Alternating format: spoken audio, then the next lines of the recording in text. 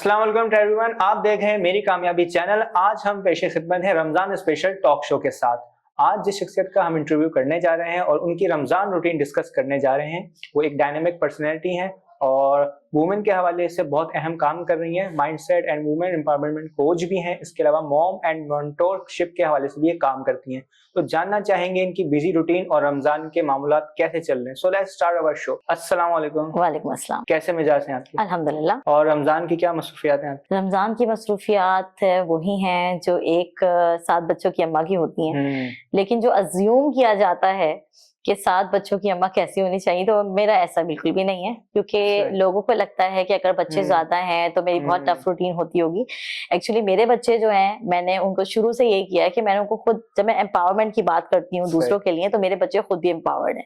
मतलब मेरे लिए मेरे बच्चे जो है ना, ये नहीं होता कि मेरा काम बढ़ गया, बल्कि मेरे लिए वो हेल्पफुल हैं। मतलब इवन छोटे बच्चे जो हैं, उनको टेबल उठाना, लगाना, ये सारे काम वो कर लेते हैं। मेरी बड़ी बेटी मेरे साथ जो ना कुकिंग में हेल्प करती है। बच्चे शौक से कुकिंग में भी आते हैं, सब कुछ कर रहे होते हैं। तो मेरे लिए जो है रमजान की जो रूटीन है वो बहुत अच्छी, बहुत सटल और जो है ना बहुत अच्छी तरीके से जो है ना गुजर जाता है, अल्हम्दुलिल्लाह।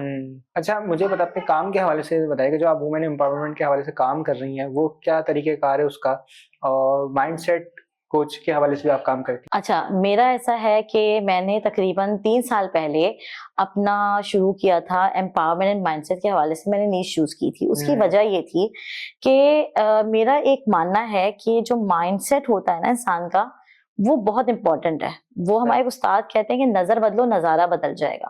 और कुरान के अंदर एक बहुत इंपॉर्टेंट आयत है जो मैं हर जगह कोट करती हूँ, इन्ना माल उसरी उसरा, यानी हर मुश्किल के साथ आसानी है। यूजुअली इंसान का जो एक अब जनरलाइज अगर सोचें, वैसे तो हम जनरलाइज बात नहीं करते, लेकिन एक बहसियत कौम या हम देखें तो बहुत दफा हमारी परेशानियों की वजह ये होती है कि हमारी नजर, हमारी तवज्जो और हमारा जो माइक्रोस्कोप होता है ना, वो फिट हो जाता है परेशानियों की तरफ। तो हमें वो जो आसानियां वो नजर नहीं आती। तो आप ये भी देखें कि बहुत दफा जो है एक्सपेरिमेंट्स किए गए हैं कि जो लोग ज्यादा शुक्रगुजार होते हैं, खर्च करने वाले होते हैं, तो वो क्या होते हैं, वो ज्यादा पुरसुकून लोग होते हैं। क्यों? क्योंकि उनके अंदर शुक्रगुजारी होती है, तो उनका लेंस जो होता है ना शुक्र की तरफ फिट होता है। किसी ने उनसे हंस के बात कर ली, किसी ने उनके हाल अहवाल पूछ लिया, किसी ने उनकी पसंद की कोई छोटी सी चीज लाके दे दी, तो वो उसमें खुश हो जाते हैं। उनके लिए खुशी का मतलब ये नहीं कि कोई बड़ी चीज होगी तो वो खुश होंगे। अच्छा, आप माइंडसेट के ऊपर भी काम करती हैं, तो अपने जो माइंडसेट है उसको हम किस तरह ओवरकम करें? जो ज्यादा लोग डिप्रेस्ड हो जाते हैं या एंजाइटी में चले जाते हैं या ओवर थिंकर्स जो हैं, उनको कैसे अपनी परेशानी को सॉल्व करना चाहिए? अच्छा, मैं ओवर थिंकिंग से स्टार्ट करूंगी। ओवर थिंकिंग होती क्यों है? ओवर थिंकिंग इस वक्त होती है जब इंसान के पास कोई जो है ना क्लियर विजन नहीं होता है कि उसको अपनी लाइफ में आगे करना क्या है। जब एक इंसान के पास एक क्लियर विजन होता है ना, उससे समझ लें उसके पास एक मसरूफियत होती है। उसे पता होता है कि अब हमें ये काम करना है, अब हमें इस तरह करना है, ये माइलस्टोन अचीव करना है, और इस माइलस्टोन को अचीव करने के बाद मैं यहाँ पहुंचूंगा, इसके बाद अगला स्टेप ये है। ओवर थिंकिंग इस वक्त होती है जब हमारे पास कोई टारगेट नहीं होता, या इंसान अपना टारगेट उस चीज को बना लेता है जो बेसिकली उसके लिए अचीवेबल नहीं होती। यानी बहुत दफा इंसान, वो कहते हैं एक होता है आपका इनर सर्कल जो आप खुद होते हैं, एक होता है आउटर सर्कल, यानी हमारे आसपास के लोग, अहबाब, यानी बच्चे, माँ बाप, बहन भाई, मोहल्लेदार, रिश्तेदार। अब हम क्या सोचते हैं? हम सोचते हैं कि जी अगर वो चेंज हो जाएंगे ना तो हो सकता है हमारी लाइफ चेंज हो जाए। तो वो जो हमारा एक इंसान का जो वो बाहर के सर्कल के ऊपर फोकस होता है ना, उसकी वजह से इंसान ओवरथिंक कर रहा होता है, क्योंकि वो उनके हाथ में नहीं है। चेंज अपने हाथ में है। अपने ऊपर इंसान जब फोकस करना शुरू कर देता है ना, तो उसके पास गोल आ जाता है उसका कि मुझे ये काम करूंगी तो मुझे ये मिल जाएगा, मैं इस तरह करूंगी तो मुझे ये हासिल हो जाएगा। तो इंसान का फोकस जब वहां रहता है, ओवर थिंकिंग खत्म होती है। दूसरा ये कि माइंडसेट को ओवरकम करने का भी सिंपल यही एक प्रोसीजर है कि आप अपने पर तवज्जो दें, अपने आप को चेंज करें। ये मत सोचे कि दूसरा चेंज होगा तो हम चेंज होंगे। नहीं, दूसरा चेंज नहीं होगा, आप कभी भी चेंज नहीं होगा। हाँ, ये हो सकता है कि आपके चेंज का इफेक्ट, वो कहते हैं ना पॉजिटिव इफेक्ट, वो दूसरे तक जा सकता है। और मैंने बहुत दफा ऐसा देखा है। जो है, बिल्कुल, यानी कि आपका जो रिफ्लेक्शन है वो जब दूसरे पे पड़ेगा तो आपसे मुतासिर हो सके, क्योंकि आपने अपने किरदार को चेंज करना है। जिस तरह के हमारा इस्लाम फैला और दीगर चीजें फैली, तो सबसे पहले हमने अपने किरदार पर फोकस किया है ताकि हम लोगों को अच्छाई की तरफ राग़िब कर सकें। दिमाग में ना मिरर न्यूरॉन्स होते हैं एक ना खास। अब इंसान के अंदर, बच्चों में सबसे ज्यादा होते हैं। उसकी मतलब जो आप कह सकते हैं कि वो स्ट्रॉन्ग मिरर न्यूरॉन्स होते हैं। कि आपने देखा होगा कि आप जब अच्छे लोगों को कहते हैं ना, इंसान अपनी सोहबत से पहचाना जाता है। वो क्या होता है, इंसान का जो मिरर न्यूरॉन होता है ना, वो सामने वाले को मिरर करता है। जो सामने वाला हरकत कर रहा है, एक वक्त आता है कि अच्छा यार ये दिखावा करने वाले हैं, और मेरा जो दोस्त है ना वो जो ना पार्टी करता है तो मुझे भी करना चाहिए, उसके से घर का माहौल भी खराब हो रहा है, क्योंकि जो ना आपका घर ऐसा नहीं है।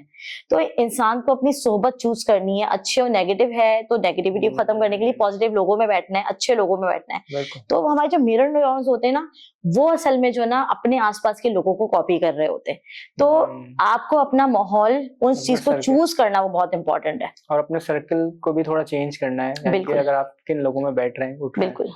अच्छा, रमजान के हवाले से बताएं, रमजान हमारे लिए क्या नेमतें लेके आता है, उससे हमारी लाइफ पर क्या इफेक्ट होता है? रमजान जो है ना बेसिकली महीना है पॉज करने का। रमजान महीना है जो हम लोग सुनते हैं ना मेडिटेशन, तो ये तरावी, ये रात को जागना, ये जो है ना अल्लाह से हम कलाम होना, ये बेसिकली हमें क्या करता है कि इतनी भागती दौड़ती जिंदगी के अंदर थोड़ा अपने दिमाग को, अपनी लाइफ को, अपने पेट को जो है उसको थोड़ा पॉज दें। लेकिन होता ये है, पेट को और मुशक्कत में डाल दिया जाता है। उसके अलावा जो है पार्टीज करके, रमजान की स्टेप को करके उसको भी बहुत ज्यादा मुशक्कत में डाल दिया जाता है। इंसान अपने दिमाग को मुशक्कत में डालता है, अपनी लाइफ को मुशक्कत में डालता है।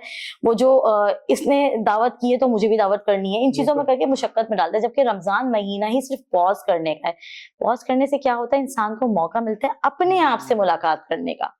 इंसान को सबसे ज्यादा जरूरत अपने आप से मुलाकात की होती है। इंसान की सारे मसले हल हो जाते हैं। गारे हिरा में अल्लाह ताला को पहचानने के लिए हुजूर सल्लल्लाहु अलैहि वसल्लम अपने से मुलाकात करते थे, किसी और से मुलाकात नहीं करने जाते थे। वो हम अपने आप को मौका नहीं देते। बिल्कुल ऐसी है, क्योंकि हम लोग रमजान को एक फेस्टिवल तो बनाते ही बनाते हैं, लेकिन उसमें फिर उसमें इतनी रंगीनियां और इतनी चीजों में घूम जाते हैं कि रमजान का जो हकीकी मकसद है उसको फरामोश कर देते हैं। बिल्कुल। अच्छा, मॉम एंड मेंटरशिप के हवाले से बताइएगा, आपका जो है काम। अच्छा, मैंने जो है कोविड के से पहले भी जो है ना, मेरे बच्चे पहले होम स्कूलिंग नहीं कर रहे थे, स्कूल गोइंग थे। तो मैंने बहुत चूज करने के बाद जो है ना अपने बच्चों का स्कूल वो किया था। लेकिन वहाँ की एडमिनिस्ट्रेशन चेंज होने के बाद मैं मुतमईन नहीं थी, और मैं सर्च कर रही थी कोई ऐसी जगह जहां मैं अपने बच्चों को शिफ्ट कर सकूं दूसरे स्कूल में। उसी जमाने में मुझे होम स्कूलिंग के बारे में पता चला। एंड लकीली मैं जब ये बात बोलती हूँ तो हो सकता है कुछ लोगों को हर्ट भी होता हो, क्योंकि कुछ लोगों ने कोविड में बहुत कुछ खोया था। लेकिन मुझे कोविड के जमाने में बहुत सारी चीजों के बारे में अंदाजा हुआ कि कोविड की वजह से मुझे पता चला कि हमारे स्कूल में बच्चों को वो चीज पढ़ाई नहीं जा रही है। तो मैंने अपने बच्चों को होम स्कूलिंग के लिए शिफ्ट कर लिया। जब वहां शिफ्ट किया तो फिर मैंने उसी जमाने में बैठ के जो है एक ग्रुप बनाया था कि मेरे बच्चों को एक जो है ना सोशलाइजेशन के लिए ना लोग करीब के मिल जाए। अब वो तो क्या मिल रहे थे, लोग जो सुनते थे मेरे 6 बच्चे हैं, उसमें मेरे 6 बच्चे थे कोविड, तो मेरे आप जो है ना क्या कहते हैं एक ग्रुप बना ले उन लोगों के, यानी कैसे मैंने एक होम स्कूलिंग का ग्रुप बनाया। अच्छा, उसकी वजह से क्योंकि जब लोगों को पता चला मैं कोच भी हूँ, तो लोग मुझे अपने पास प्रॉब्लम्स बताने आते थे, डिस्कशन करने आते थे। उन चीजों को सुन सुन के मुझे अंदाजा हुआ कि कहाँ कहाँ जो है ना प्रॉब्लम्स हैं। उन प्रॉब्लम्स को जब हमने इकट्ठा किया तो पता चला मसला ये नहीं है कि बच्चों को हमें किस तरह पढ़ाना है, मसला ये कि सबसे पहले मदर्स की इमोशनल वेलबींग पे काम होना है। तो हमारे जो एंगर, कॉन्फ्लिक्ट, टाइम मैनेजमेंट, इन सबको, और उसके अलावा curriculum building, how to raise a resilient child, इस टाइप के कोर्सेज को हमने मिला के एक पूरा प्रोग्राम डिजाइन किया, और वो बना मॉम एंड मेंटोर। यानी एक मदर जो है खुद अगर मेंटोर बन जाएगी ना, तो हमें बाहर के मेंटोर ढूंढने की जरूरत नहीं पड़ेगी, क्योंकि अनफॉर्चुनेटली आज के जमाने में हमें मेंटोर यानी मुरब्बी नहीं मिल रहे। बिल्कुल ऐसी है। अच्छा, होम स्कूलिंग और जो जैसे आप बता रही हैं कि बाहर के स्कूल में थोड़ा डिफरेंस है, वो टाइम मैनेजमेंट नहीं मिल रहा, तो हम जो होम स्कूलिंग कर रहे हैं उसके अंदर वो कौन सी ऐसी चीजें हम शामिल करते हैं जिससे बच्चे की जो पर्सनैलिटी है वो ग्रो कर सके? देखिए, मैं यहाँ बिल्कुल स्कूलिंग सिस्टम के खिलाफ में कुछ नहीं बोलना चाहूंगी। बहुत सारे स्कूल अच्छा काम भी कर रहे हैं, लेकिन मेजोरिटी, अनफॉर्चुनेटली मेजोरिटी हो ये रहा है कि हर बच्चे को एक ही सांचे के अंदर ढाला जा रहा है। मतलब हर बच्चा यूनिक होता है, हर बच्चे में कोई ना कोई यूनिक क्वालिटी होती है। एक जो ना हावर्ड गार्डनर के नाम से एक साइंटिस्ट हैं, वो कहते हैं कि बच्चा जो होता है ना वो 8 किस्म की डिफरेंट जो है ना जहानतें बच्चा लेके पैदा होता है। उनमें से किसी बच्चे में 2 होती है, किसी में 3 होती है, किसी में 4 होती हैं। यानी हर इंसान ज़हीन है, लेकिन हमें क्या सुनने को मिलता है, आपका बच्चा ज़हीन नहीं है। तो एक्चुअली हार्वर्ड गार्डनर की थ्योरी इस बात को डिनाई करती है कि नहीं, हर बच्चा ज़हीन है। कोई ऐसा होगा जिसके अंदर जो है ना उसका शौक होगा, मैथमेटिकली लॉजिकल थिंकर होगा। कोई ऐसा होगा जिसको जो है ना इंग्लिश और लफ्जों से जो ना मजा आता होगा, पोएम्स बहुत अच्छी पढ़ता होगा। हर बच्चा अपने आप में इंटेलिजेंट है, और सबसे ज्यादा बड़ा जो एक कॉन्ट्रडिक्शन है जो स्कूल और होम स्कूलिंग में ये है कि हम कहते हैं कि हर बच्चे एक यूनिक चीज लेके पैदा हुआ है, हर बच्चे में यूनिकनेस है, उसको एक्सेप्ट करना और उसके बाद बच्चों को नेचुरल वे में पढ़ाना कि बच्चा अपने नेचुरल अंदाज के अंदर सीखता है, बजाय इसके कि यहाँ बच्चा जो है बड़ा हुआ 3 साल का हुआ और उसको जो है ना क्या कहते हैं एक रेस में लगा दिए कि बस चलो और जो है कहते शुरू हो जाओ। आजकल शहजाद रहेगा एक जो है वो चल रहा है, शहजाद रहेगा एक गाना बहुत मशहूर हुआ है, तो उसमें यही चीज बता रहे हैं कि बच्चा अभी पैदा होता नहीं है और माँ बाप को एक फिक्र हो जाती है कौन से स्कूल में डालें। बिल्कुल ऐसी है कि हमने खुद स्कूल लाइफ गुजारी है और अब भी मैं स्कूल में देखता हूँ कि जो बच्चे हैं वो रोते हुए आ रहे होते हैं और वो ऐसे पछाड़े खा रहे हैं, लेट रहे हैं, घर जाना है, बाबा को कॉल बिल्कुल ऐसा ही है, उनको कार्टून लगा के दे देते हैं। बिल्कुल ऐसा ही है, बिल्कुल ऐसा ही है ऐसी। अच्छा, दूसरा एक फैक्ट है कि हमारे माशरे के अंदर जो बच्चे हैं वो थोड़ा जो है थोड़ा सा डल टाइप हो रहे हैं या अपने वालिदैन से थोड़ा बदतमीजी कर रहे हैं और मतलब सेटिस्फाई नहीं है पेरेंट जो है। अच्छा, इसकी 2 वजूहत हैं। बच्चे बदतमीज जो हो रहे हैं और सेटिस्फाई नहीं है।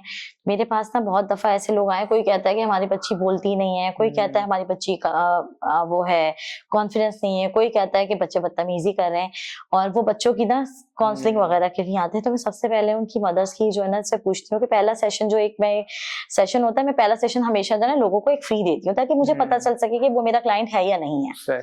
तो उस टाइम पे मुझे अंदाजा होता है, और मैं बच्चों का नहीं करती, पहले पहले मैं पेरेंट्स का करती हूँ। तो वही पता चलता है कि मसला क्या होता है। मसला होता है कि पेरेंट्स या तो पेरेंट्स की आपस की प्रॉब्लम, या मदर का कुछ इमोशनल जो है ना क्या कहते हैं अनस्टेबिलिटी, या फादर की तरफ से कोई ऐसी चीज वो होती है जो बच्चों के अंदर जो रिफ्लेक्ट हो रही होती है। मैंने पहले भी बात की मिरर न्यूरॉन्स की, यानी बच्चे वही चीज मिरर कर रहे होते हैं। दूसरा, मोबाइल का बहुत ज्यादा इस्तेमाल, चाहे वो पेरेंट्स करें चाहे वो इवन मुझे भी, जैसे मेरा बहुत काम ऐसा होता है कि मुझे मोबाइल पे कांटेक्ट करना पड़ता है, तो इवन मुझे महसूस होता है कि मैं जो ना कभी कभी जो है ना दिल चाहता है कि बस मोबाइल छोड़ दो, बस, क्योंकि तबीयत खराब होने लग जाती है, क्योंकि ये आपके ऊपर एडवर्स इफेक्ट डालता है। लेकिन हाँ, एक चीज मैं और बोलूंगी, बहुत सारी मदर्स कहती हैं कि हम कैसे छुड़वाएं मोबाइल। आप नहीं छुड़वा सकती आज के दौर के बच्चों आप आपको जो है ना छुड़वाना भी नहीं है, क्योंकि आज के दौर का बच्चा वो नहीं है जो आप पहले वाले दौर के बच्चों से मुकाबला मत करें, बल्कि आप एक्सेप्ट करें कि आज का बच्चा मोबाइल लेगा, आप उसको मैनेज कैसे कर सकते हैं। हर चीज को मैनेज करना इंपॉर्टेंट है, control is not the solution. ये एकदम कट ऑफ कर दें ये भी सोल्यूशन नहीं है। बिल्कुल बिल्कुल ऐसा ही है, बिल्कुल ऐसा ही है कि हमने टाइम मैनेज करना है कि हमने किन औकात में मोबाइल यूज करना है और कौन से औकात उसमें कौन सा काम करना है। बिल्कुल ऐसा ही है। अच्छा, खवातीन के हवाले से बताएं कि वो किस तरह अपने आप को अपग्रेड करें सोसाइटी के लेवल के हवाले से, और अब क्या समझते हैं कि आज के दौर में जो हमारी खवातीन काम कर रही हैं वो किस मतलब बलबूते पे काम कर रही है और कितना अपग्रेड काम हो रहा है। अपग्रेड होना, सबसे पहले तो ये समझना ये जरूरी है कि आप उस पर्टिकुलर शख्स के लिए अपग्रेड होना क्या है। सही, ठीक है, अपग्रेड होना उस बंदे के लिए क्या मायने रखता है। अपग्रेड होने का मतलब ये है कि उसकी लाइफ अपग्रेड हो पूरी तरीके से।